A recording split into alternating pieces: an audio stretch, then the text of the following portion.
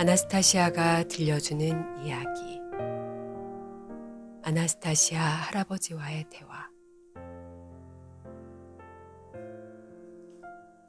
블라지미르, 인간이란 우주에서 유일하게 존재의 모든 차원에서 동시에 사는 실체라네. 대부분의 사람들은 물질화된 지상의 것만을 보는 게 보통이지. 하지만 보이지 않는 다른 본질을 보는 사람들도 있다네. 아나스타시아를 여신이라 부른다 해도 진리에 어긋나지 않아. 사람이 다른 존재들과 근본적으로 다른 점은 사람은 자신의 생각으로 모양과 형상을 지으며 현재와 미래를 창조할 능력을 갖고 있다는 것이지. 생각이 차후에 물질로 나타나는 것이고, 사람의 생각의 선명도, 조화로움, 그리고 생각의 속도와 순수한 사고에 따라 미래가 결정되는 거야. 이런 의미에서 아나스타시아는 여신이지. 그 애의 사고의 속도가 얼마나 빠른지, 그리고 그 애가 만드는 형상이 얼마나 선명하고 깨끗한지, 그 애 혼자서 엄청난 검은 세력 모두를 한꺼번에 대적할 수 있는 거야. 다만 그 애가 홀로 얼마나 더 견딜 수 있을지는 몰라. 그 애는 사람들이 깨달음을 얻고 자기를 도와줄 것이라고 생각하네.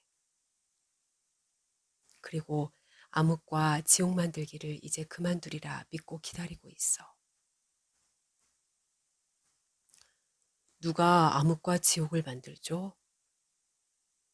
애언자들이, 대재앙과 세상의 종말을 말하고 믿는 자들이 스스로 세상의 종말이란 생각의 틀을 만드는 거야.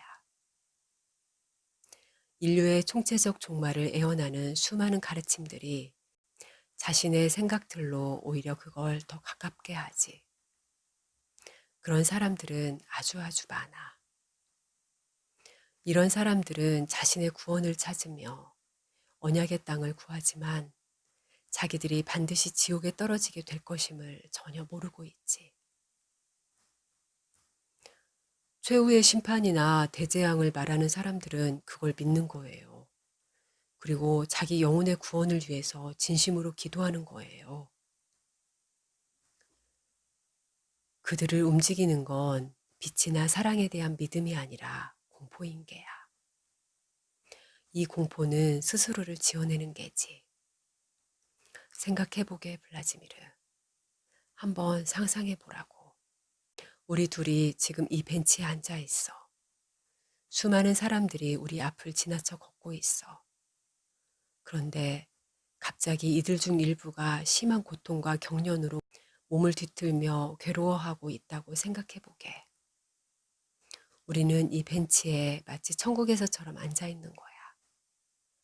이 엄청난 고통의 그림을 보고도 자네의 가슴은 터지지 않겠는가? 이 장면을 보고 있느니 차라리 그 전에 죽는 게 잠드는 게 낫지 않은가? 그런데 구원받은 신실한 사람들이 시체가 썩는 곳이나 참혹한 그림이 아닌 언약의 땅에 모두 떨어지면 어떻게 되는 거죠? 지구의 다른 쪽 끝에서 가족이나 친지의 사망 소식을 접하면 자네는 슬프고 고통스럽지 않겠나? 그런 경우 누구나 다 상심하겠죠. 자네의 동포나 친구, 친척이 대부분 이미 사망했거나 죽어가고 있는데 어찌 자신을 위해 천국을 꿈이라도 꾸겠나. 영혼이 어느 정도 무감각해지고 어떤 심연의 어둠에 빠져야 주위에 일어나는 일을 의식하면서도 기뻐할 수 있을까? 빛의 나라에서는 그런 영혼은 필요 없다네.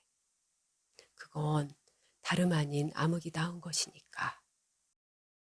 여러 가르침을 썼거나 쓰고 있는 인류의 큰 스승들은 그럼 왜 세상의 종말을, 최후의 심판을 말하는 건가요? 그들은 누구인가요? 사람을 어디로 인도하는 것이죠? 왜 그렇게 말하나요? 그들의 생각의 끝을 알기는 어렵네. 사람을 끄는 방식으로 접근하여 주위에 여러 사람을 모은 다음 사람들의 의식을 전환하려는 것일 수도 있어. 전환이야. 지금 사는 사람들이 할 수 있어요. 그런데 과거의 사람들은 왜 가르침을 남겼나요?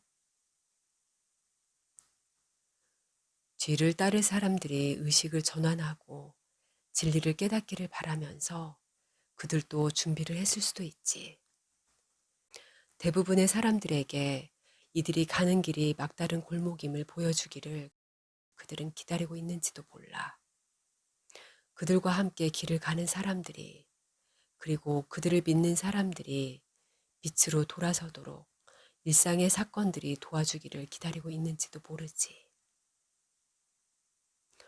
그걸 다 알고 계셨다면 왜 숲속에 앉아 그 오랜 세월 침묵하셨죠? 왜 전에 다른 사람들에게 그걸 설명하려 들지 않았죠? 당신의 족속은 한 세대에서 다른 세대로 이어지며 벌써 수천 년 동안 독특한 생활 방식을 지속하고 있고 태초의 진리를 보존하고 있다고 아나스타시아는 말했어요. 지구의 여러 구석에는 과거의 생활 방식과는 다르게 사는 사람들이 있고 이들은 사람만이 갖고 있는 능력을 보존하고 있지. 여러 시대에 걸쳐 이들은 자기의 깨달음을 다른 사람들과 나누려고 노력했었지.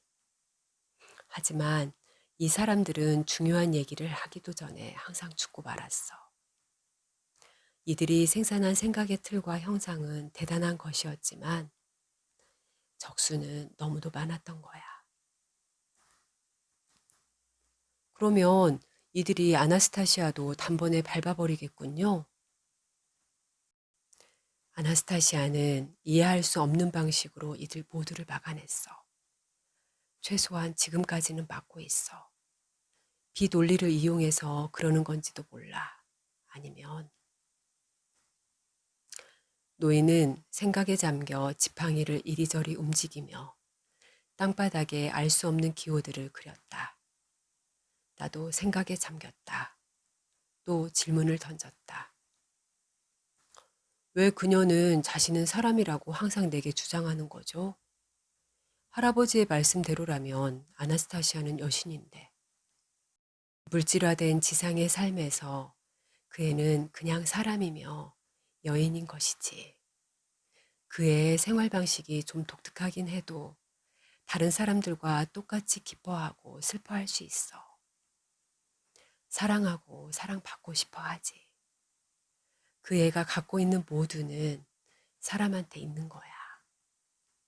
태초에 창조된 모습의 사람한테. 자네가 비상하다고 생각했던 그 애의 능력이 이젠 무슨 환상이라고 여겨지지 않지? 자네 세계의 과학이 이미 그것을 말하니까 말일세. 앞으로 더 그 애의 비상한 능력에 대한 해명이 나올 걸세. 그리고 그것들 모두가 그 애가 그냥 사람이며 한 여인임을 증명하게 될 걸세. 하지만 자네도 보게 되겠지만 한 가지 현상만은 자네도 이해할 수 없을 걸세. 과학도 그걸 설명하진 못할 게야. 나의 아버지도 이게 뭔지 모르시더군. 이런 부류의 것을 자네 세상에서는 초자연 현상이라 부르지. 자네한테 부탁이 하나 있네. 이 현상을 아나스타시아와 동일시하지 말아주게. 그것이 그의 옆에 있곤 하지만 그의 안에 있는 것은 아니네. 자네한테 힘이 있다면 그 애한테서 보통 사람을 느끼고 보아주게. 그 애는 다른 모든 사람과 같아지려고 한다네. 무슨 연유에서인지는 모르겠으나 이것이 그 애한테는 필요하고 자신이 사람임을 증명하는 것이 중요하다네. 이때에도 그 애는 자기의 원칙을 어길 수 없으니 그게 그리 수월하지 않은 것이지. 하지만 원칙이란 모든 사람에게 있지 않은가?